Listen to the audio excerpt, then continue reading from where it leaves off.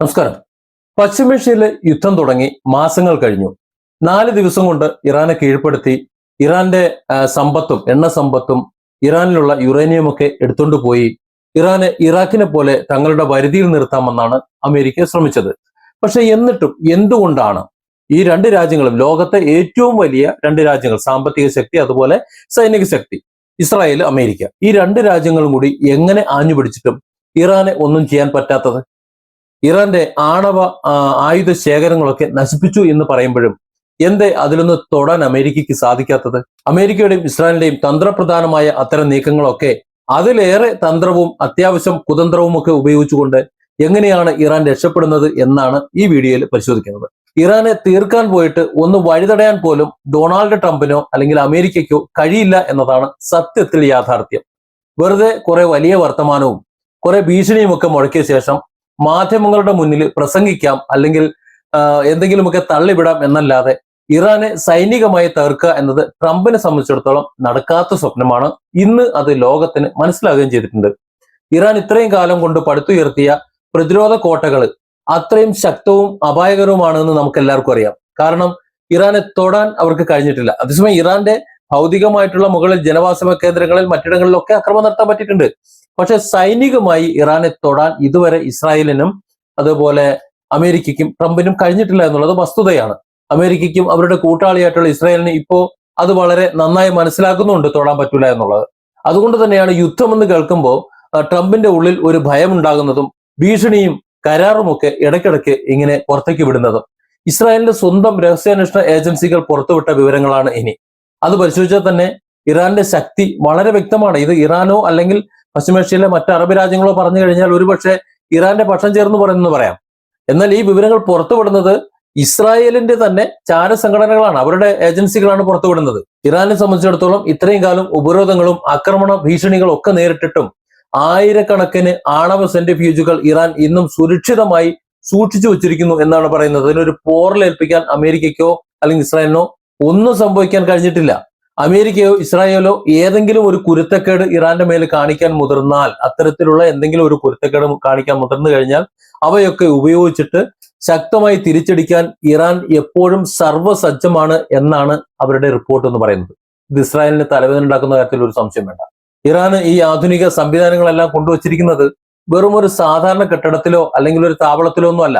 അതായത് പിക്സാക്സ് എന്ന് പറയുന്ന ഒരു പടുകൂറ്റൻ പർവ്വത നിര, അത് താഴെ തുരന്നുണ്ടാക്കിയിട്ടുള്ള അതിശക്തമായ തുരങ്കങ്ങൾ. അത്തരം തുരങ്കങ്ങളിൽ അതീവ സുരക്ഷയോടെയാണ് ഇറാൻ ഇതൊക്കെ മാറ്റി സ്ഥാപിച്ചിരിക്കുന്നത്. കാരണം അവർക്ക് അറിയാം അമേരിക്ക ഏത് സമയം കയറി അടിക്കും. നമുക്കറിയാലോ, ആദ്യത്തെ 12 ദിന അടിയിൽ അവിടെ തന്നെ നേരെ ആണവ ആയുധങ്ങൾ സൂക്ഷിക്കുന്നു അല്ലെങ്കിൽ ആണവ കേന്ദ്രങ്ങൾ എന്ന് പറയപ്പെടുന്ന സ്ഥാപനങ്ങൾക്ക് നേരെ ഒക്കെ അതിശക്തമായ ആക്രമണം ഉണ്ടായി. പക്ഷേ ഇറാൻ ഒരു മുൻകരുതൽ എടുത്തിരുന്നത് കൊണ്ടും അവർ അത് സുരക്ഷിതമായി മറ്റിടങ്ങളിലേക്ക് മാറ്റിയിരുന്നത് കൊണ്ടും ഇത്തരത്തിലൊരു യുദ്ധം പ്രതീക്ഷിച്ചിരുന്നത് കൊണ്ടുമാണ് ഇറാനെ ആ വിധത്തിൽ തൊടാൻ കഴിയാതെ പോയത്. അതായത് ഇവർ മനസ്സിൽ കണ്ടത് ഇറാൻ മാനത്ത് കണ്ടു. അതായത് ഏതെങ്കിലും തരത്തിലൊരു ബോംബ് ഇസ്രായേലോ അമേരിക്കയോ കൊണ്ടുവന്ന് ഇട്ടാൽ തകർന്നു പോകുന്ന ഒന്നല്ല, അല്ലെങ്കിൽ അത്തരത്തിലുള്ള ഒരു സ്ഥലത്തല്ല ഇറാൻ അവരുടെ ആണവ സംവിധാനങ്ങൾ ഇപ്പോൾ ഒരുക്കിയിട്ടുള്ളത് എന്ന് സാരം. ഭൂമിയുടെ നിരപ്പ്, നമ്മുടെ ഭൂനിരപ്പിൽ നിന്ന് ഏകദേശം 300-400 മീറ്റർ ആഴത്തിൽ അതിശക്തമായ ഗ്രാനൈറ്റ് പാറകൾക്ക് അടിയിൽ ഇറാന്റെ ആയുധ സംഭരണശാലകളും അതുപോലെ ആണവ കേന്ദ്രങ്ങളും ഒക്കെ അവിടെ ഭദ്രമാണ് എന്നാണ് പുറത്തു വരുന്ന വിവരം.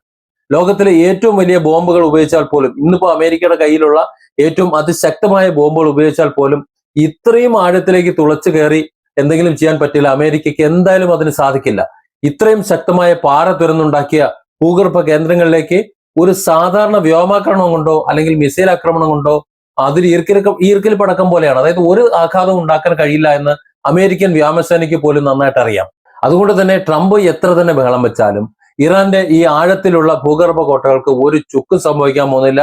ഒരു ചെറുവിരൽ പോലും അനക്കാനായിട്ട് ഈ ട്രംപിന് സാധിക്കുകയുമില്ല. മുമ്പ് ഇസ്രായേലോ അമേരിക്കയോ ഒക്കെ നടത്തി എന്ന് അവകാശപ്പെടുന്ന ചില ആക്രമണങ്ങളിൽ ചില കേന്ദ്രങ്ങൾക്ക് കേടുപാടുകൾ ഒരുപക്ഷെ സംഭവിച്ചിട്ടുണ്ടാകാം. കാരണം ഇതിന്റെ മുഖം, ഏത് ഭൂമിക്കടിയിലെന്ന് പറഞ്ഞു കഴിഞ്ഞാലും അതിന്റെ മുഖമുണ്ടാവുമല്ലോ, ആ മുഖത്തൊക്കെ ചിലപ്പോൾ എന്തെങ്കിലും സംഭവിച്ചിട്ടുണ്ടാകാം. പക്ഷെ അതുകൊണ്ടൊന്നും ഇറാൻ തളർന്നു പോയിട്ടില്ല. ഇറാൻ തകർന്ന നിലയങ്ങൾ അതിവേഗത്തിൽ പുനർനിർമ്മിച്ചെടുത്തുകൊണ്ടിരിക്കുന്നു. പലതും പൂർത്തിയായി. തങ്ങളുടെ ആണവ പദ്ധതികൾ ഇനി കൂടുതൽ ശക്തമായി അവർ മുന്നോട്ട് കൊണ്ടുപോവുകയും ചെയ്യുന്നു. ഇപ്പോ നാടാൻ ആണവ നിലയത്തിന് സമീപമുള്ള വമ്പൻ പർവ്വത നിര, അതിന്റെ ഉള്ളിലേക്ക് യുറേനിയം സമ്പുഷ്ടീകരണത്തിന് സഹായിക്കുന്ന പുതിയ ആയിരക്കണക്കിന് സെൻട്രിഫ്യൂജുകൾ അവർ മാറ്റി സ്ഥാപിച്ചു കഴിഞ്ഞു എന്നാണ് ഇസ്രായേലിന്റെ ചാരസംഘടന, അതായത് മൊസാദും മറ്റ് അന്വേഷണ ഏജൻസികളും പുറത്തുവിടുന്ന വിവരം. വിദേശ മാധ്യമങ്ങളും ഇന്റലിജൻസ് മാപ്പുകളും ഒക്കെ ഇത് ശരിവെക്കുന്നുമുണ്ട്. ഇറാൻ അവരുടെ സാങ്കേതിക വിദ്യയും അതുപോലെ തന്നെ ആയുധങ്ങളും അതൊക്കെ കൂടുതൽ സുരക്ഷിതമായ ഇടങ്ങളിലേക്ക് മാറ്റിക്കൊണ്ടിരിക്കുന്നു. അതായത് ഇറാനെ സംബന്ധിച്ചിടത്തോളം യുദ്ധമൊന്നും എവിടെയും എത്തിയിട്ടില്ല. ഇനി അതിഭയങ്കരമായ ഭീകരമായ യുദ്ധം അമേരിക്കയും ഇസ്രായേലും ഇറാന്റെ മേൽ ഇനിയും ചെയ്യും. ഇതുവരെ കണ്ടതൊന്നും ആയിരിക്കില്ല. അതിനേക്കാളും ഭീകരമായ യുദ്ധം ഒരുപക്ഷെ അവർ നടത്തും, ആക്രമണങ്ങൾ നടത്തും എന്ന് ഇറാൻ പ്രതീക്ഷിക്കുന്നു എന്നാണ് മനസ്സിലാക്കേണ്ടത്. ഇറാൻ ഉപയോഗിക്കുന്ന പ്രതിരോധ തന്ത്രം അത് വളരെ ബുദ്ധിപൂർവമായിട്ടുള്ള ഒന്നാണ്. അവർ തങ്ങളുടെ ആണവ സംവിധാനങ്ങളോ അല്ലെങ്കിൽ ദീർഘദൂര മിസൈലുകളോ ഒരൊറ്റ സ്ഥലത്ത് കൂട്ടിയിട്ടിട്ടില്ല. എല്ലാം വികേന്ദ്രിതമായിട്ടുള്ള രീതിയിൽ അങ്ങനെയാണ് അത് സൂക്ഷിച്ചു വെച്ചിരിക്കുന്നത്. അതായത് രാജ്യത്തിന്റെ വിവിധ ഭാഗങ്ങളിലുള്ള പർവ്വത നിരകളിലെ ഭൂഗർഭ ഗുഹകളിൽ ഇവ വിഭജിച്ച് സൂക്ഷിച്ചിരിക്കുന്നു എന്നർത്ഥം. അഥവാ അമേരിക്കയോ ഇസ്രായേലോ ഏതെങ്കിലും തരത്തിൽ ഒരു പ്രദേശം കണ്ടെത്തി അവിടെ ബോംബിട്ടാൽ പോലും ഇറാന് ഒരു കുലുക്കവും സംഭവിക്കില്ല എന്ന് മാത്രമല്ല, നൂറുകണക്കിന് കേന്ദ്രങ്ങളിൽ നിന്ന് മറ്റ് നൂറുകണക്കിന് കേന്ദ്രങ്ങളിൽ നിന്ന് നിമിഷ നേരം കൊണ്ട് അതിശക്തമായി തിരിച്ചടിക്കാൻ അവർക്ക് സാധിക്കുകയും ചെയ്യും. ഇതാണ് ഇസ്രായേലിനെയും അമേരിക്കയും ഒരുപോലെ ഭയപ്പെടുത്തുന്നത്. ഈ ഒരു തന്ത്രം ഉള്ളിടത്തോളം കാലം ഇറാന്റെ പ്രതിരോധ നിരയെ പൂർണ്ണമായി തകർക്കുക എന്നത് അമേരിക്കയ്ക്ക് ഒരിക്കലും ചിന്തിക്കാൻ പോലും സാധ്യമല്ല എന്ന് മനസ്സിലാക്കണം. കഴിഞ്ഞ 10 വർഷങ്ങളിൽ നടന്നിട്ടുള്ള ചെറു ആക്രമണങ്ങൾക്ക് ശേഷം ഇറാന്റെ ദീർഘദൂര മിസൈലുകൾ അല്ലെങ്കിൽ മിസൈൽ പദ്ധതികളൊക്കെ ആണവ കേന്ദ്രങ്ങളുമൊക്കെ തകർത്ത് കളഞ്ഞു, ഞങ്ങൾ ആകെ തുമ്പില്ലാതാക്കി കളഞ്ഞു എന്ന് അമേരിക്കൻ മാധ്യമങ്ങളും ഭരണാധികാരികളും ഒക്കെ വലിയ തോതിൽ പറഞ്ഞിരുന്നു. എന്നാൽ ആ അവകാശവാദങ്ങളൊക്കെ വെറും പച്ചക്കള്ളമായിരുന്നു എന്ന് അവരുടെ തന്നെ പുതിയ ഇന്റലിജൻസ് റിപ്പോർട്ടുകൾ വ്യക്തമാക്കുന്നുണ്ട്. ആകാശത്ത് നിന്ന് അവരുടെ വിമാനങ്ങളിൽ നിന്ന് കാണാൻ കഴിയുന്ന കാര്യങ്ങളൊക്കെ വെറും നിസ്സാരമായ ചെറിയ കാര്യങ്ങൾ മാത്രമായിരുന്നു എന്നും അവിടേക്കാണ് തങ്ങൾ കൊണ്ടുവന്ന ബോംബും മറ്റു കാര്യങ്ങളും ഒക്കെ കൊണ്ടുവന്ന് ഇട്ടതെന്നും യഥാർത്ഥ അത്യാധുനിക സാങ്കേതിക വിദ്യകളും മിസൈലുകളും ഒക്കെ ആണവ സാമഗ്രികളും ഒക്കെ പർവ്വത നിരകൾക്കുള്ളിലെ സുരക്ഷിതമായ തുരങ്കങ്ങളിൽ കൂടുതൽ കരുത്തോടെ പ്രവർത്തിച്ചുകൊണ്ടിരിക്കുകയുമാണ് എന്നാണ് അവർ കണ്ടെത്തിയിരിക്കുന്നത്. ചുരുക്കത്തിൽ പറഞ്ഞാൽ ട്രംപിന്റെ ഭീഷണികളൊക്കെ വെറും വായ്ത്താരി മാത്രമാണ്.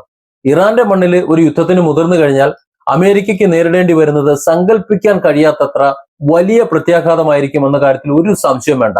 ശക്തമായ ഭൂഗർഭ താവളങ്ങളും വികേന്ദ്രിതമായിട്ടുള്ള ആക്രമണ സംവിധാനങ്ങളുമുള്ള ഇറാനെ തൊടാൻ ട്രംപിന് ഒരു കാലത്തും കഴിയുകയുമില്ല. പ്രസംഗങ്ങൾ വലിയ തള്ളൊക്കെ വിടാം, വലിയ വീരവാദങ്ങളൊക്കെ അടിച്ചുവിടാം. ഇറാന്റെ അതിശക്തമായ പർവ്വത കോട്ടകൾക്ക് മുന്നിൽ അമേരിക്കയുടെ പടക്കപ്പലുകൾ, മിസൈലുകൾ ഇതൊന്നും ഒരു ശക്തിയുമില്ല എന്ന് തന്നെയാണ് യാഥാർത്ഥ്യം. Different angles. Don't forget to subscribe and support this channel.